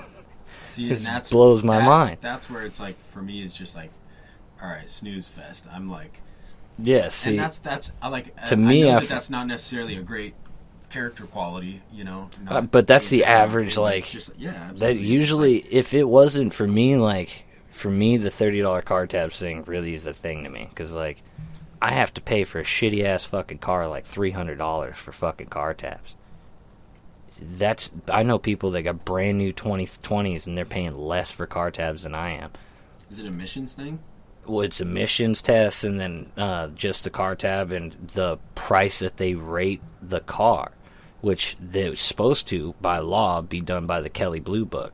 But they haven't been doing that for like 15 years. They've just been arbitrarily making up the price, saying, oh, well, it could be $6,000. Yeah, so then it's $330. We had it voted. The people voted it in. Our representatives are supposed to adhere to that. Then they took it to the Supreme Court of the state and fought against us and said that it will collapse the economy. So that was their reasoning, is that it would collapse? Yeah, it would take too much money out of it would take too much money too quickly from all these things that they need money for. Budgeting. Yeah, and it's like, well, so you overspent, you overpriced us, got more than what you were already expecting to be able to pay those budgets by a lot, spent all that on what? And then because you can't fucking balance your books, you need more taxes from us, and then you guys pass the 503 and all that, or the whole transit system thing, which was that rose up property taxes, and it also rose up car tab taxes and shit, and then street taxes. Yeah, for the transit systems. I mean, those are important. They are, but they're using outdated. They're trying to use trains and stuff, which is pretty outdated. Like, if it was a light monorail system or something that was a little more up to date, that would be, a little bit more understandable. But it's already been only 2 or 3 years since the last one passed, and it was already like $2 billion over budget, and they've only laid down like a fucking couple miles of concrete and shit. And dude, they'll blame it on the Rona. Speaking of road work, have you seen what's it called, the Elon Musk's, those tunnels? That are the fucking Hyperloop? Dude, I saw this. That's what's called. The Boring Company. Yeah, of course.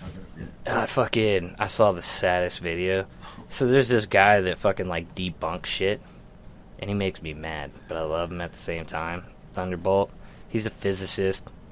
Does he debunk like flat Earth videos and stuff? Yeah, he like debunking the debunked videos. Well, he's like he makes these busted videos, and so like he'll find these like starter campaigns. They're like, we'll take carbon out of the air and make diamonds with it and shit. And then he goes, well, this is how that doesn't work very well, and won't ever make any money, and it's really a scam for clean energy. And then he like shows the hyperloop and how big it is for the test and all that, and then he's like, well, but they're having to move it from here to this other spot because there's a mountain in the way because, well, you need flat. And I'm like, fuck, dude, what are you doing? You're making... It's gonna happen, damn it. He's like, yeah, and it ain't gonna go no 200-300 miles an hour. And I was like, fucking shut up. Elon Musk is taking people to space already. It's gonna happen. I don't want to hear it from you, man. Yeah. I'm just gonna let Elon Musk do his thing. Yeah, I'm gonna let Elon do it. I trust in Elon, and Elon we trust. You got to. Dude, there's this telescope, the James Webb Space Telescope. Yeah. Man, I've been waiting for that thing to drop for like years. So long. It's been pushed back so many times. So many times. Man, that thing looks so sweet. I cannot wait to see. So you just know, opens up the the Hubble and the first image where they did the long exposure. Yeah, it's a deep field. Yeah. The deep field Hubble telescope where they took like just a massive photo exposure of the deepest part of it. Of the photo, it's got a name. I can't remember. It's deep field. Deep field? Yeah, okay, deep field Hubble. So that was like obviously a revolutionary photo in terms of our knowledge of space, and you know this telescope is about to do the exact same thing. It's going to lapse that, you know, in terms of what it can see and what it can tell us. And it's like I'm super excited because I feel like I'm going to live through like almost a scientific revolution. You know? Oh, hell yeah. Because just, I mean, yeah, it had to be shocking seeing that, the deep field photo back then, and all of a sudden realizing like, oh my God, there's so much out there. If you haven't seen the photo, just Google it, deep field Hubble. Oh yeah. It's incredible. It's fucking insane. And you can you could scroll into it and get real deep. You can get massive resolution. I just saw, there's a guy that does What the Math on YouTube, and he's a physicist. He's living in China, I think, right now, or Japan, and he's a Russian guy, but he's a physicist, astrophysicist, and he talks about like all these space discoveries, like the black hole photo and all that, and then like breaks it down mathematically, and then he runs simulations and tries to show you simulations of it, which is pretty cool. And he just said something about how they recalculated on the Hubble Deep Field, and what they thought were like 1.7 billion different galaxies. They ended up redoing the math and getting even more data from going deeper into the photo, and they think that it's on this like somewhere in the 1.7 trillion, like a whole I think I heard about off. That. There was a new discovery that basically submitted that Earth is a lot closer to a local black hole or something. To the local black, to the actual inside of Sagittarius. So sick, dude. If I could go out in any way, if I had the choice. Oh, dude, suck me in a black hole. Suck me in, baby. Yeah, fuck yeah. I want to know. Dude, I don't care if I get spaghettified. And the cool thing is they say, like, the data remains on, like, the surface of the black hole. Yeah, so just, at some point, someone, if they could ever figure out how to retain that data, they could rebuild your bitch ass and put you back in fucking 1,000,000 years from now. And you would have, like, never aged because you would have been snapped into that specific space and time, right? That you fall into that black hole and that your data's saved and preserved right there on the surface. That would be so sick. Dude. So insane. I mean, like, I just want to, you know, obviously it's a total sci-fi shit, but, like, going into a wormhole, like, these are things that are theoretically possible. Oh, you know? 100%. It's just we don't know how we would ever... how we would ever build machines that could handle them and we would need required to get to these things and stuff like that. But we need some kind of fucking weird matter that repulses it. Yeah, if we can hang on long enough as a species, which it's questionable. That's questionable. Yeah. Now taking bets. But if you think about it, right? Like we've come this far, right? And we have nuclear bombs. Mm-hmm. We have the ability to destroy the entire planet, and there are still thousands of tribes that have not been contacted by humans that are still living in the Stone Age. So much of the in Earth 2020. Yeah. Right? So like if that's possible, we're alien to those people and they are us. Mm-hmm. I have some hope for civilization, because those motherfuckers ain't dead. They ain't gone. They ain't been wiped the fuck out completely. Like, so obviously even primitive humans in a technologically advanced age can find a way to survive. Oh, yeah. So I have some hope for most of humanity without the modern amenities. Yeah, and you just essentially just repeat the traditions and the lessons and stuff, the way of life, and it works. Yeah, but the fact that they're still around, like disease, because like COVID, we're all freaking out about COVID. These motherfuckers can't take the flu, right? And they don't even know it's happening, probably. Yeah. Well, I mean, definitely if they're like uncontacted. Yeah, but they might have like the COVID could be floating over their village, and someone could get it, and then it's just something that they're dealing with in their village. It could wipe out some villages, it could not. The same with flu. That's why we don't go to most uncontacted villages, because spread your diseases. Yeah, just the basic shit that we're good with, they fucking die. Mm-hmm. But how is it that they live on the same planet that have all these diseases and they don't catch them? Well, they're in a small, like a smaller ecosystem, Yeah, but flu, like, it's in the air, like it's everywhere. Well, they probably experience it too. Yeah, but like, how is our flu from? If I were to give them flu, kill them. But flu that they catch in the air is different. Like, the viruses that we transmit amongst each other in our local areas and stuff are stronger. Well, they might be stronger because they have to be stronger to survive and fight modern medicine. Yeah, that was just like more of a question. Stronger. Yeah, exactly. But have you ever heard of North Sentinel Island? Yeah, that's where the dude recently got like fucking got shot up with arrows. Just ganked. I believe. He took I don't know how recent it was. Well, it was like a couple years ago. It was a couple 2008 or 2000. I feel like 2016, an older guy tried to go there preaching to him, and he got in on a boat. Yeah. And they fucking snatched his ass up. No one's seen him again. Yeah. And like the guy that they paid to take him in on the boat, he ended up getting hit with an arrow. Damn. And like, I was like, oh, I ain't never going back there. Fuck that.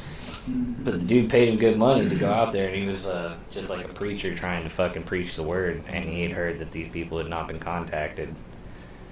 And like, there's that old video like from the helicopter when they found the island, and like they're shooting arrows from the fucking beach side at him. And that shit's crazy. And that was from like the 80s. Like, that shit is insane. They fucking... And there's so many other tribes. Like, how much of the Northwest woods are just not... just have never seen man that we know of? Oh, tons, dude. Yeah, there's so many forests and like massive just areas. You know what's crazy to me though is to think that at a certain time, if you can rewind far enough, you can probably see layers uncovered of civilizations and people that were here before us. In these areas. Like, I mean, shit, Seattle's got a city underneath it already. 10 million years ago or something, that this wasn't a desert climate. You know, like this area on the planet wasn't some completely different climate where different things grew, different animals and things thrived. And which makes sense. I mean, it makes sense. Probably sound somewhat like an idiot, but I mean, we're both, when it comes to, neither one of us are fucking archaeologists. We are not experts. No, we're learned doctors, and that is it. Yeah, we only play doctors on TV and podcasts. That's from like Dory Monson or the it was the Men's Room, KSW, and 3 of them played doctors on TV. I used to listen to that all the time when I was a kid. So, you remember when MP3 players came out? Oh yeah. I had me a little Sony fucking refurbished MP3 player. Shit was dope. I didn't, but I really wanted one. And I remember, I think it was for Christmas or for a birthday or something, but I got a, air quotes here, MP3 player from my parents. Now, I don't know if you're familiar with the brand Kobe, like C-O-B-Y. I am indeed. Very cheap electronics. Very cheap. That was my first one. That was my first. So get this, this thing was a Kobe, and straight up on the packaging it said MP3 player, and it had like, you know, the little sticker that they put over the screens that has like a mock-up of the display. Everything on it. Dude, this straight up said, you know, song number 12 out of 15, because you can only fit like that many songs in there. Yeah. And like it was like showing the title and the progress of the song, whatever. Well, get this, I peel that little thing off, put batteries in it, and turn it on. It's a fucking FM radio.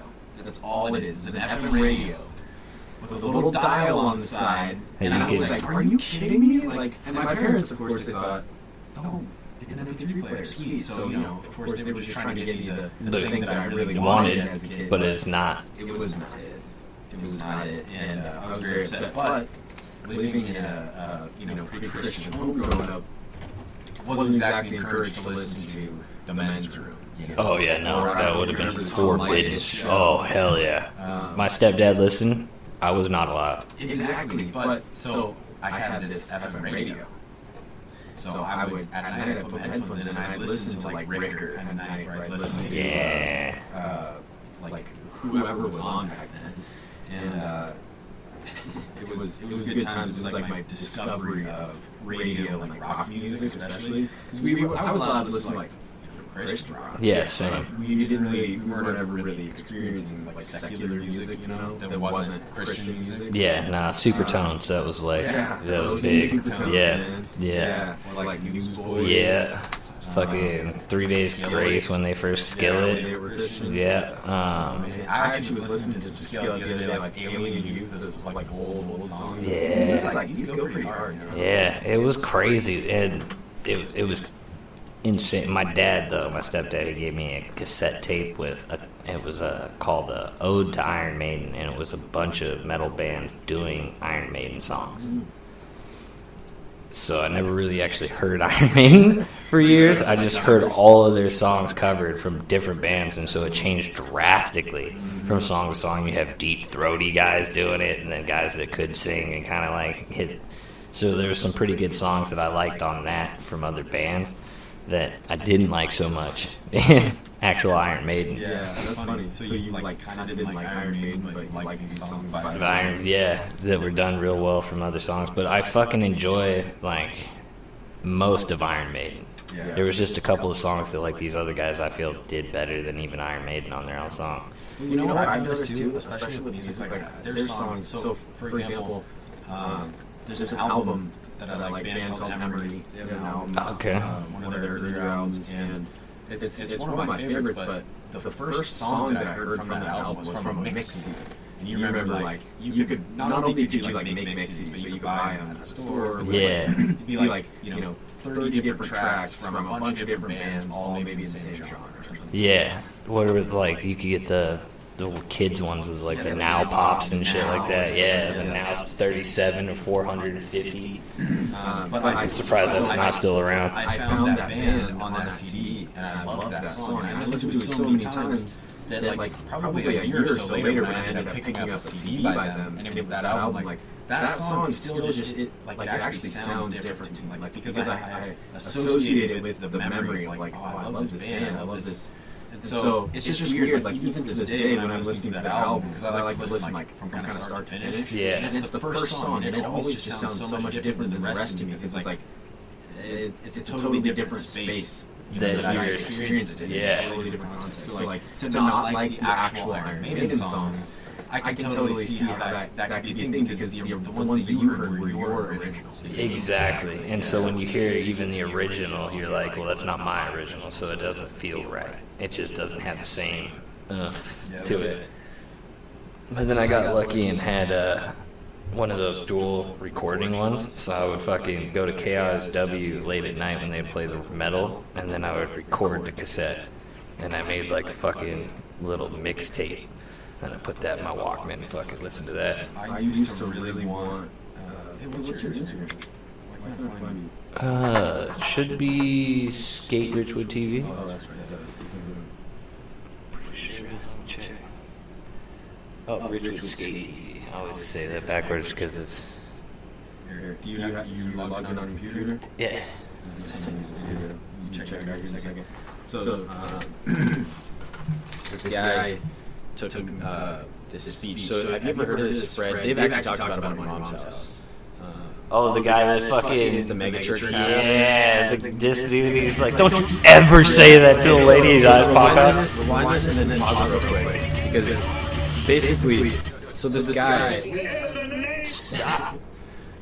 this guy turns this speech that the sermon that the pastor's giving into a song. But the thing is, he doesn't edit what the guy is saying at all. So he plays music to this guy naturally speaking, and it's crazy because he makes like a real structured song out of it, and yet there's times where like he has to completely change the timing of certain things because he's not chopping up to he's fitting the music to the guy. In a conversation, and it's like it's so cool, and it takes so much skill to do that and to make it sound cohesive. And so like first of all, shout out to this guy, but Metal Kenneth Copeland.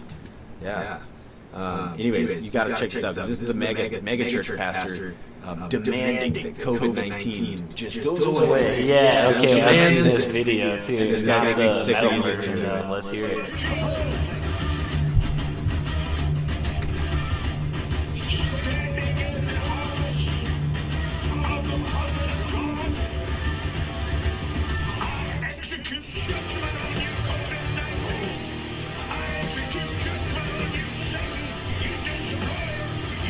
This is fucking awesome.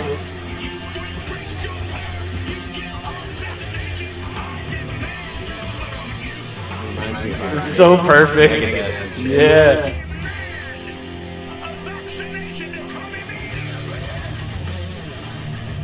Oh, and he's playing the bass and everything. It shows him cutting back and forth between the guitar and the bass. Means probably did the drums fucking somewhere else. He's like, I don't have a big enough camera to capture all of that.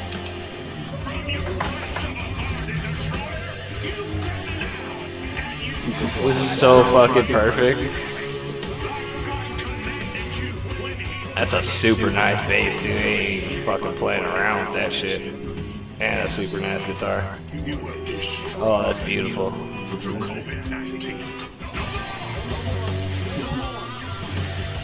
The guy that's in the background, the hype man. No more! No more! Finish!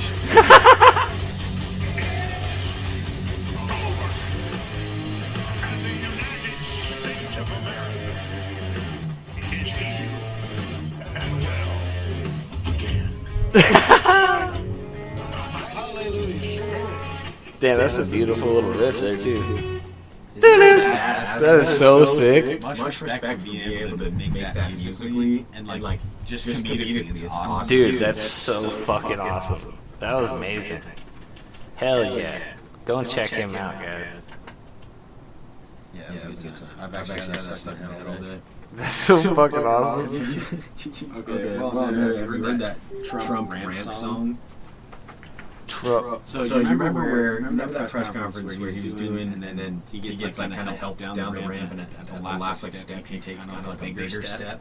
Oh yeah, starts another press conference. Like after that, he talked about how he was at a rally. He was hyping himself up and saying like, I ran down the last 10 feet of the ramp, and I sprinted and whatever. Oh yeah, he like makes a joke about it. He just straight up takes like one step, and it's like, what are you talking about? He's trying to talk about how he's so much stronger than Biden or whatever. And he's like, I ran down the ramp. Which is so funny, like Joe Biden talking. He's like, I fucking beat him up, fat, and then he broke his ankle playing with his dog in 6 places. The videos of like the I think the like spoof videos of Trump are funny, but for some reason the Biden ones make me laugh harder. Maybe it's because it's more fresh, you know? It is sort of more fresh now. Yeah, it's just been 4 years of Trump shit. That's the biggest thing for me. It's just been my Facebook at least. It's just been filled with just like Trump and dicks in his hands and shit. And I'm like, all right, but the Biden sniffing a boot. Did you see that? That one was fucking hilarious because he's got like a broken foot boot. And he's like got the, when he has a little Asian girl and he's sniffing her hair, they fucking took her out and put a fucking boot in his hand and sniffing the boot. This shit was hilarious. This is like straight up a really catchy song. Like this sounds like it could be a Daft Punk song. This shit is also also I've seen this one too. I feel like I've seen this one, yeah. This This one's good. This one's good. It's like a really recent song. They fucking auto-tuned him perfectly.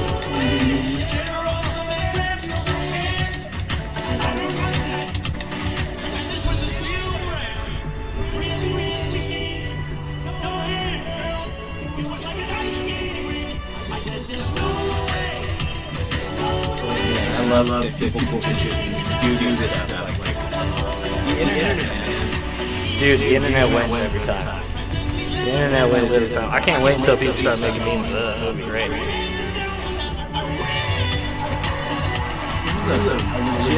This is legit. This is legit. That's like a great song.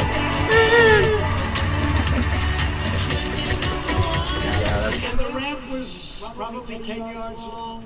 Now the question is on COVID. I think you're going to have a big surprise, a beautiful surprise, sooner than anybody would think. But the answer is It's beautiful. The one with the dicks in his hands is hilarious where he's dancing. And he's got two cartoon dicks in his hands. They got faces on the head. They're just like, did he have a scotch in his hand? That was a couple water.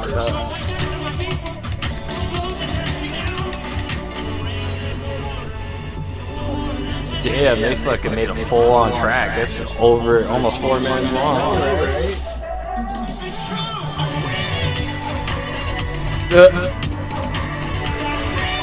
All right. So with that said, Linda, I have a question for you. What do you think is your greatest accomplishment in your eyes?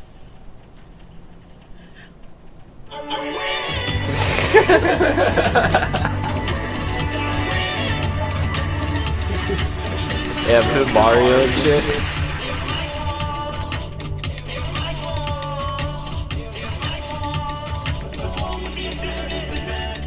The fall was definitely bad. Whoever made this has skill. Oh, for sure.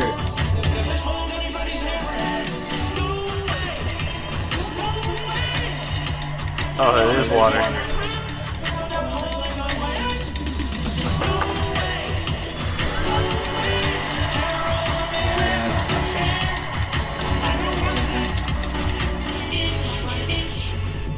I wonder if they got copyright struck from the video. Just because it's got all the Fox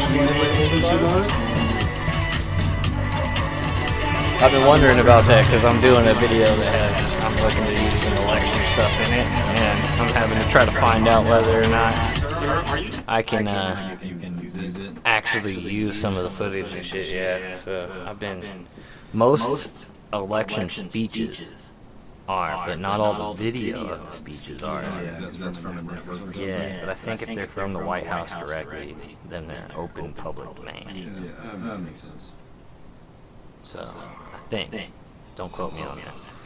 I'm looking into it. I'm looking into it. That shit's awesome. Go and check out, what's this? Skromoho? Skromoyoho? Skomoho? Who knows? Just look up Trump first ramp. Yeah. Songify 2020. You will laugh your nuts off. I promise. Well. Yeah. It's been a cool hour 45. Yeah. We've, I feel like we've accomplished. Yeah. We've accomplished. Climbed around the mountain. We have hit the mountain. Time flies. Dude. Yeah. It really does. I realized like 7 o'clock. Yeah. I started getting hungry. And then it triggered me to think like, what time is it? It tends to get that way. Like a good hour to an hour and a half, 2 hours is like, you really know it about the 2 hour mark that you've been doing it, because then you start to get hungry. You're like, shit, I might have to take a piss. Like, all those things start to come. An hour seems to just go by. But that next hour is like, starts to get to the draggy point. All right, people, we appreciate you for tuning in, and stay classy. Seattle, the rest of the world too, like you always do. Tune in for the next one. We'll send out links, all that. Follow us, check us out. Spreaker, and at Squeaky Door Productions Radio on Spreaker, and check us out at Richwood Skate TV on Instagram, and Richwood Skateboards on Facebook, and your Instagram. My Instagram's private. Oh, alright, well, there you go. But if you really want to follow me, at Andrew U. Yeah, with underscores. Between each syllable. If you really want to figure it out, you'll find me. Back. Alright. And then, yeah, please listen to us on Spreaker. It helps us out big time because we can monetize there. So listen to the fucking ads, and we love you. We do. Bye-bye. We'll be here next time. Make sure you are too. Yeah.